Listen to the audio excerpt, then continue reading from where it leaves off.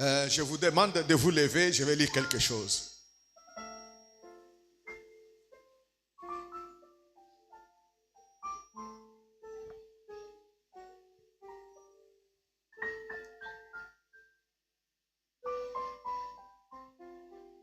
Le chapitre 4 des Hébreux.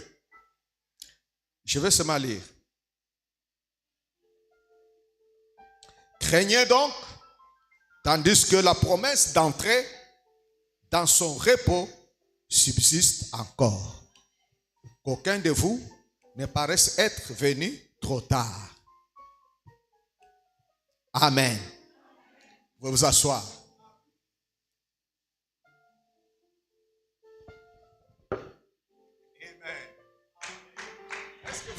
Est-ce que vous êtes content d'être vous?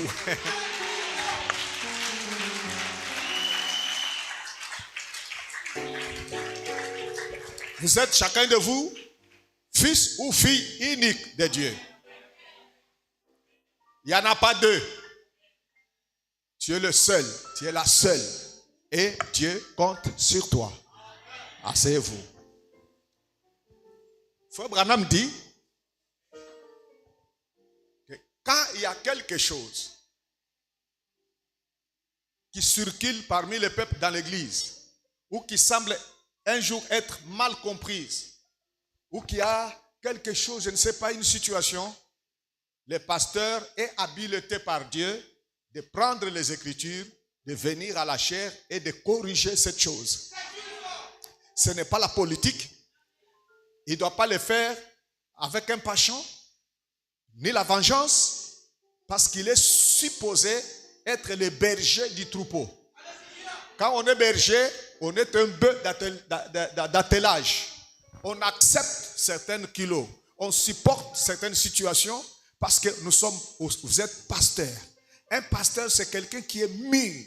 C'est quelqu'un qui est sage. Gloire à Dieu. Il pleure en secret. Mais devant le peuple, il montre toujours qu'il y a de l'espoir. C'est un homme spécial du frère Branham. Amen. Il ne perd pas les pédales. Il ne peut pas gémir devant les gens. Il est capable de supporter des pressions terribles. Et quand il corrige l'église, il n'a pas de compte à rendre à quelqu'un. Il n'y a que le Saint-Esprit qui est au-dessus de lui. Quand le Saint-Esprit parle, lui il parle. Il ne partage pas son autorité avec un ancien ou qui qu'il soit. Non frère, non sœur. Même les anciens, les diacres, les administrateurs, sous son autorité. Il fait ce qu'il veut avec la conduite du Saint-Esprit. Il ne reçoit instruction de personne. Tu as un problème avec le pasteur, tu ne peux pas aller voir un diacre ou un prédicateur. S'il te reçoit, il t'écoute, vous deux, je vous mets dehors. Ça, c'est la parole. Nous avons un message divin, un message de la perfection, un message destiné aux chrétiens qui sont mûrs. Amen. Vous n'avez pas le droit d'être des enfants en cet âge ici. Vous n'avez pas le droit d'avoir les éléments d'enfantine en ce moment ici. Là-haut au ciel, quand Dieu regarde le calendrier et le temps, Dieu regarde des hommes et des femmes mûrs, capables d'aller vivre avec les anges au ciel. Des gens dignes pour l'enlèvement. Pas des Corinthiens, des vrais Éphésiens. Des Éphésiens avec les vertus à l'intérieur. Ils ont la puissance pour se dominer eux-mêmes. Pas dominer quelqu'un. Pour être capable de soumettre ta personne sous la conduite de Dieu. Aïe. Gloire à Dieu, amen. Alléluia. Vous ne devez pas être blâmés comme les Corinthiens. Vous devez être honorés plus que les Éphésiens. Asseyez-vous. Nous sommes dans un moment où une femme mariée maîtrise ce que Dieu attend d'une femme mariée. Elle ne fait pas des choses juste pour avoir l'amitié de son mari. Je suis femme mariée, c'est ce que Dieu a vu en me faisant femme. Pas pour copier les voisins, ni les conseils de la famille, ni prendre l'exemple de sa maman qui ne connaît pas la parole. Vous êtes des élus de Dieu. Vous êtes des élus choisis. Dieu, le ciel, les anges et tous les saints comptent sur vous. Parce que vous devez ramener les morts à la vie. Vous devez être à la hauteur de la révélation qui vous a été donnée. Il est dit dans la parole, à celui qui a reçu beaucoup, on demandera beaucoup. N'accepte pas des choses enfantiles. N'accepte pas que quelqu'un joue avec toi. Vous devez avoir le discernement parce que Jésus ne va pas épouser une petite fillette. Hein? Vous m'entendez bien? Il va épouser, il va faire mariage avec une femme mûre. Mûre alors. Capable de prendre soin d'elle-même, de prendre soin de Jésus et de prendre soin des enfants de Jésus. Sa maison, oh gloire à Dieu, je ne sais pas, vous m'écoutez. Les choses terre à terre doivent disparaître. Nous ne sommes pas dans les âges de l'église, les âges sont déjà finis. Vous ne savez pas ça? Un âge commence avec le prophète et finit avec le prophète. Les 7 âges sont finis. Depuis 65, justement vous dire ça. Frère Branham est parti avec l'âge de la Odyssée. Et avant de partir, il vous a dit, nous ne serons pas deux au même moment. Alors, et moi je vais diminuer et lui va croître. Qui va croître? L'époux. Il est sur la terre. Jésus est sur la terre et il est au courant de tout ce que nous faisons. Tout ce que nous parlons. Jésus est sur la terre et il est avec vous. Je parle d'une église mûre. Agapao, prouvez-le-moi.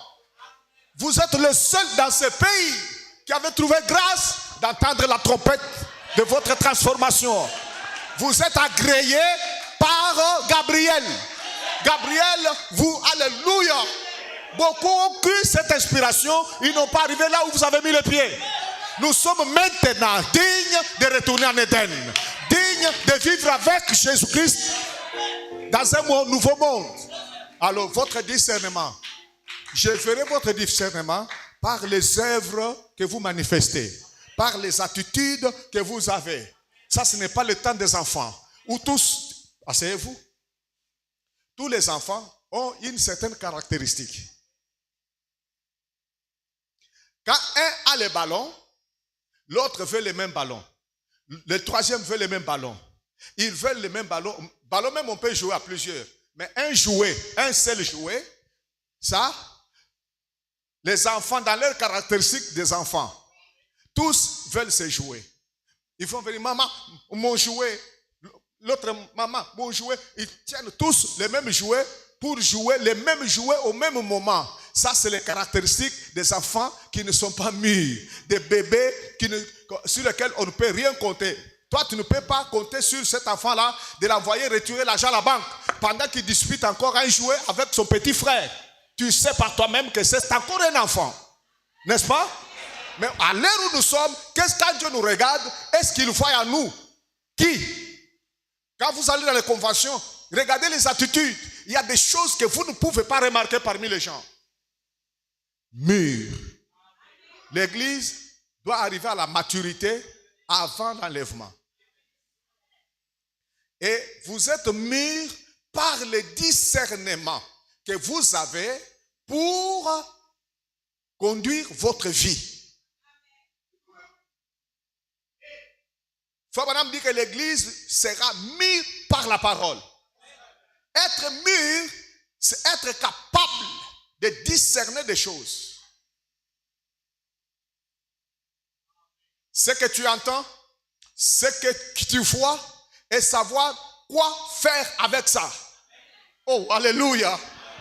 La preuve de votre discernement, c'est quand vous pouvez utiliser la parole pour les situations qui arrivent dans vos vies.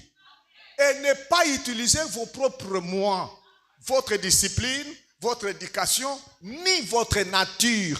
Nous n'en avons pas besoin. Ces choses sont supposées être mortes. Nous avons traversé l'âge corinthien pour entrer dans les Éphésiens. Et dans les Éphésiens, nous avons mûri sous le soleil de juillet. Toutes choses charnelles sont parties. Nous sommes secs. Secs au point où il n'y aura pas de moisissure sur vous. Morts, embaumés, secs, capables de traverser les âges et de vivre pour Dieu. Il y a des choses qu'on ne doit pas vous blâmer. Si tu n'es pas capable de supporter ta soeur, ni supporter ton frère, tu n'es même pas encore quelque part. Je ne viendrai pas te dire aimez-vous. Vous êtes supposé savoir que quand la manière dont tu traites ta soeur prouve quel discernement tu as. La règle dans cette assemblée, la règle dans l'épouse qui ira à l'enlèvement, le pardon et l'amour. Le diable ne te laissera pas le faire. Et tu réagiras. Si tu réagis selon ta chair, tu vas toujours briser les Écritures par manque d'amour, par manque de compréhension. Vous voulez rendre le mal par mal. Une petite erreur, tu es en colère, tu es fâché, tu n'es pas quelque part. Qu'on ne te trompe pas, tu n'iras pas à l'enlèvement parce que tu t'assois ici. Tu iras à l'enlèvement parce que tu as reçu la parole qui est prêchée dans ces lieux. Si c'est la chose, dites Amen. Je n'ai pas besoin de venir tout le temps vous donner conseil. Dieu est plus que tous les hommes. La Bible dit, il sera appelé conseiller. Jésus est le conseiller, Jésus est la parole. Si tu n'écoutes pas Jésus, tu vas m'écouter moi l'homme.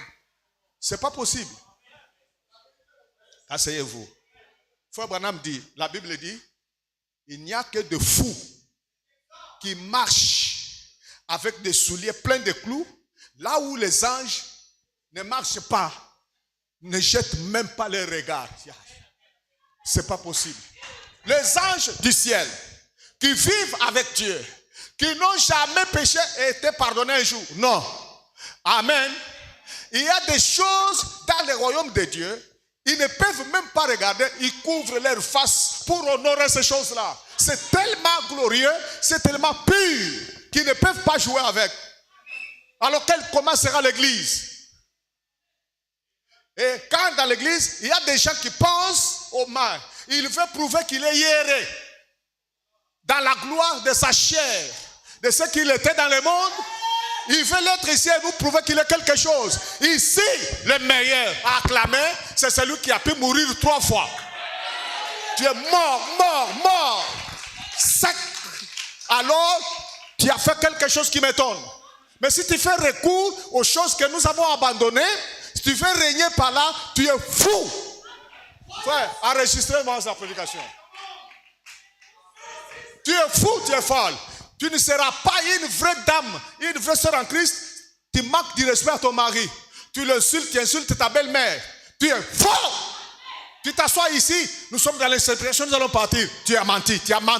La vérité est que tant que tu n'as pas la victoire sur toi-même et sur cette chose, et que, oh alléluia, Jésus a dit que votre lumière luise devant tous les hommes. Le monde doit rendre témoignage que quelque chose, tu n'es pas comme les autres. My God, si le monde ne le témoigne pas, le ciel ne va pas témoigner. Arrêtez de faire le semblant. Amen. Alléluia. À celui qui reçoit beaucoup, on demandera beaucoup. Laissez-moi vous dire, Agapao, on vous demandera beaucoup. Mais commence aujourd'hui. Commence ta marche vers ta théophanie, vers ton enlèvement. En respectant la parole et en mourant 3 fois, comme je viens de vous le dire. Tu n'as pas besoin que quelqu'un te donne conseil. Ne te glorifie pas. Hein? Mon frère m'a fait ceci. Moi aussi, je prends cette position. Tu es faux. Parce que, asseyez-vous.